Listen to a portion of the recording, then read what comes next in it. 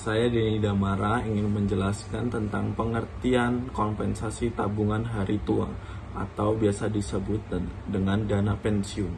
Menurut KBBI atau Kamus Besar Bahasa Indonesia, dana pensiun adalah sekumpulan dana yang diperoleh dari iuran tetap tiap peserta ditambahkan penyisian penghasilan perusahaan, serta para peserta memiliki hak mendapatkan bagian keuntungan itu setelah pensiun.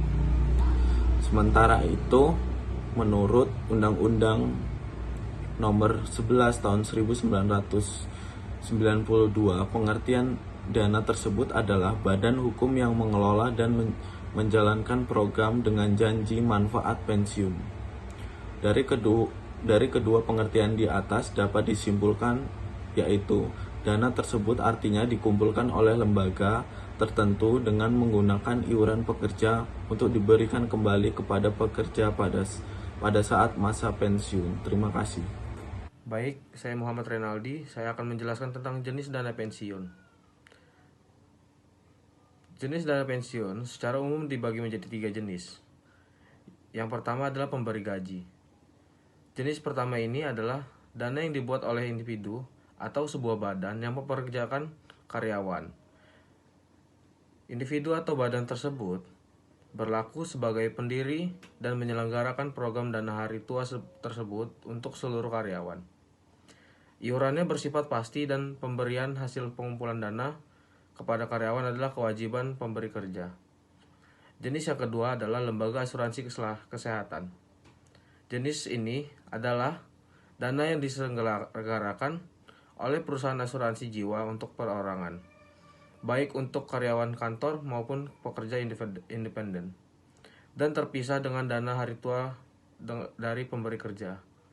Jenis yang ketiga adalah lembaga keuangan.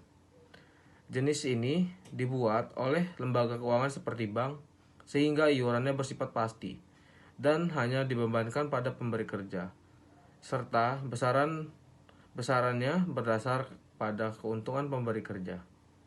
Terima kasih. Saya Umi Asrelenia di sini akan menjelaskan apa itu fungsi dana pensiun. Fungsi dana pensiun terbagi menjadi 3, yaitu fungsi bagi karyawan, bagi perusahaan, dan bagi program dana di hari tua. Yang pertama saya akan menjelaskan fungsi bagi perusahaan. Fungsi bagi perusahaan yang pertama, memberikan penghargaan kepada setiap karyawan yang telah memberikan pengabdian terhadap perusahaan. Yang kedua, menciptakan rasa aman untuk karyawan agar mampu meningkatkan karyawan yang berhenti bekerja. Yang ketiga, meningkatkan citra sebuah perusahaan ketika menjalankan bisnis. Dan ada pula bagi karyawan, yaitu hari tua yang umumnya sulit untuk melanjutkan kerja dan meraih pendapatan, bisa tergantikan oleh dana hari tua yang sudah dikumpulkan sejak lama. Rasa aman bisa terjaga dan motivasi kerja saat masih muda bisa terus dipertahankan. Yang kedua, jika penerima dana ini meningkat, dana tersebut bisa ditawarkan pada penghargaan yang masih hidup, sehingga rasa aman juga didapatkan oleh keluarga penerima.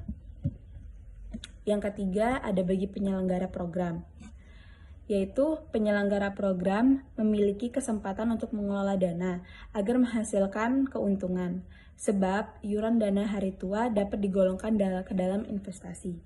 Yang kedua, sebagai aktivitas bakti sosial kepada peserta iuran dana tersebut. Dan yang ketiga, mendukung program pemerintah dalam pengadaan dana di hari tua. Terima kasih.